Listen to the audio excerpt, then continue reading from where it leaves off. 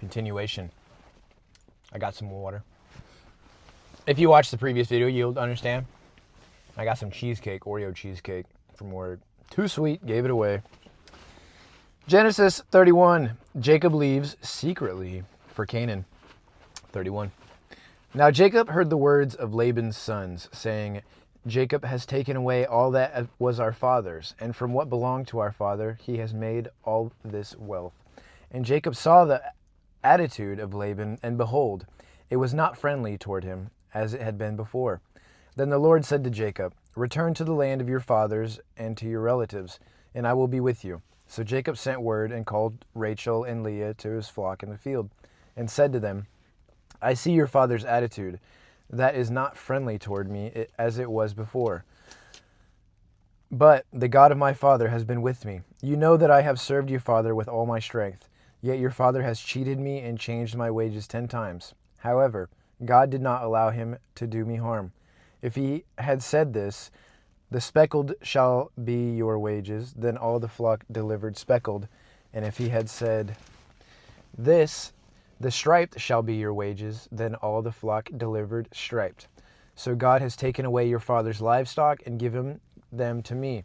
And it came about at the time when the flock was breeding that I raised my eyes and saw in a dream, and behold, the male goats that were mating were striped, speckled, or mottled. Then the angel of God said to me in the dream, Jacob. And I said, Here I am.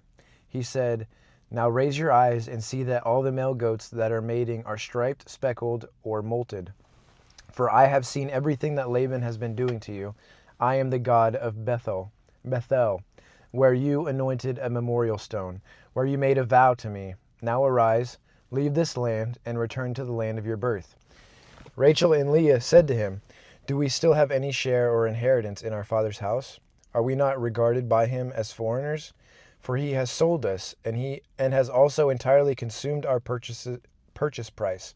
Surely all the wealth which God has taken away from our father belongs to us and our children. Now then, do whatever God has told you. Then Jacob stood up and put his children and his wives on camels, and he drove away all his livestock and all this property which he had acquired. The livestock he possessed, which he had acquired in Padan Aram, to go to the land of Canaan to his father Isaac. Laban had gone to shear his flock, and Rachel stole the household idols that were her father's. And Jacob deceived Laban, the Aramean, by not telling him that he was fleeing. So he fled with all that he had, and he got up and crossed the Euphrates River, and set out for the hill country of Gilead. I know these words, but sometimes my mouth doesn't work the way I want it to. When Laban was informed on the 3rd day that Jacob had fled, he took his kinsmen with him and pursued him a distance of 7 days' journey. And he overtook him in the hill country of Gilead. However, God came to Laban the Aramean in a dream of the night and said to him, Be careful that you do not speak to Jacob, either good or bad. And Laban caught up with Jacob. Now Jacob had pitched his tent in the hill country, and Laban was with his kinsmen, camped in the hill country of Gilead. Then Laban said to Jacob, What have you done by deceiving me and carrying away my daughters like captives of the sword? Why did you flee secretly and deceive me, and did not tell me, so that I might have sent you away with joy and with songs, with tambourine and the lyre, and did not allow me to kiss my grandchildren and my daughters? Now you have done foolishly. It is in my power to do you harm, but the God of your father spoke to me last night, saying, Be careful not to speak either good or bad to Jacob. Now you have indeed gone away because you longed greatly for your father's house. But why did you steal my gods? Then Jacob replied to Laban, Because I was afraid, for I thought that you would take your daughters from me by force. The one with whom you find your gods shall not live. In the presence of our relatives, point out what is yours among my belongings and take it for yourself. Now Jacob did not know that Rachel had stolen them. So Laban went into Jacob's tent, and into Leah's tent, and into the tent of the 2 slave women, but he did not find them. Then he went out of Leah's tent and entered Rachel's tent. Now Rachel had taken the household idols and put them in the camel's saddlebag, and she sat on them. So Laban searched through all the tent, but did not find them. And she said to her father, May my Lord not be angry that I cannot stand in your presence, because the way of women is upon me. The way of women is upon me. Is that a reference to Eve? So he searched, but did not find the household idols. Then Jacob became angry and argued with Laban. And Jacob said to Laban, "What is my offense? What is my sin that you have hotly pursued me? Though you have searched through all my property, what have you found of all your household? What have you found of your household property? Set it here in front of my relatives and your relatives, so that they may decide between the two of us. For these 20 years I have been with you. Your ewes and your female goats have not miscarried, nor have I eaten the rams of your flocks. I did not even bring to you that which was torn by wild animals. I took the loss myself. You demanded it of my hand, whether stolen by day or stolen by night. This is how I was. By day the heat consumed me, and the frost by night, and my sleep fled from my eyes. For these 20 years I have been in your house. I served you 14 years for your 2 daughters, and 6 years for your flock, and you changed my wages 10 times. If the God of my father, the God of Abraham, and the fear of Isaac had not been for me, surely now you would have sent me away empty-handed. God has seen my affliction and my labor of my hands, so he rendered judgment last night." Then Laban replied to Jacob, "The daughters of my daughters, the children of my grandchildren, the flocks are my flocks, and everything that you see is mine. But what can I do this day to these daughters of mine, or to their children to whom they have given birth? So now come, let's make a covenant, you and I, and it shall be a witness between you and me." Then Jacob took a stone and set it up as a memorial stone. Jacob said to his relatives, "Gather stones." So they took stones and made a heap, and they ate there by the heap.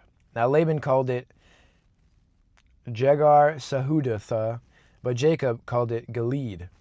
Laban said, "This heap is a witness between you and me this day." Therefore it was named Gilead. And Mizpah, for he said, "May the Lord keep watch between you and me when we are absent from one another. If you mistreat my daughters, or if you take wives besides my daughters, although no one is with us, see, God is witness between you and me." Laban also said to Jacob, "Behold this heap, and behold the memorial stone which I have set between you and me. This heap is a witness, and the memorial stone is a witness that I will not pass by this heap to you for harm, and you will not pass by this heap and this memorial stone to me for harm. The God of Abraham and the God of Nahor, the God of their father, judge between us." So Jacob swore by the fear of his father Isaac. Then Jacob offered a sacrifice on the mountain and called his relatives to the meal. And they ate the meal and spent the night on the mountain. Then early in the morning Laban got up and kissed his grandchildren and his daughters and blessed them. Then Laban departed and returned to his place. How long is 32? This might be too long. It might be a short little video. No. Genesis 32. Now as Jacob went on his way, the angels of God met him. And when he saw them, Jacob said, "This is God's camp." So he named that place Mahanaim. Then Jacob sent messengers ahead of himself to his brothers Esau in the land of Seir, the country of Edom. He commanded them, saying, "This is what you shall say to my lord Esau. Your servant Jacob says the following: I have resided with Laban and stayed until now, and I have oxen, donkeys, flocks, and male and female servants, and I have sent messengers to tell my lord, so that I may find favor in your sight."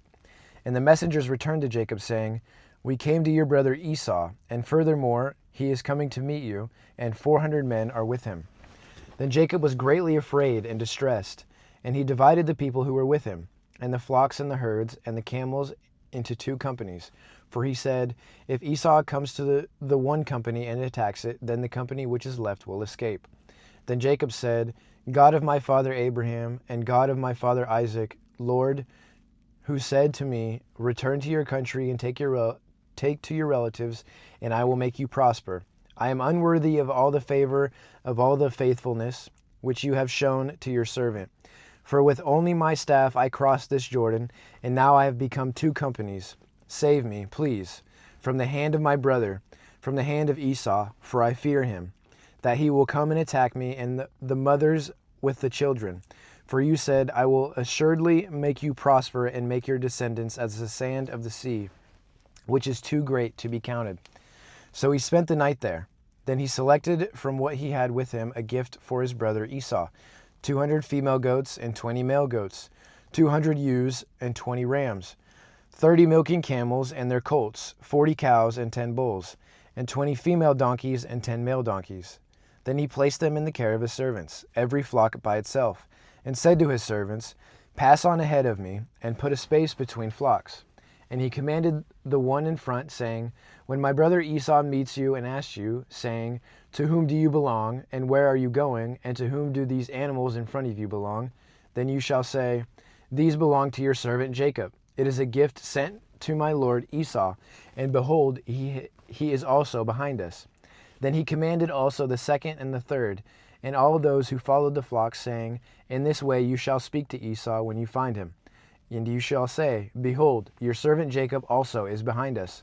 For he said, I will appease him with the gift that goes ahead of me.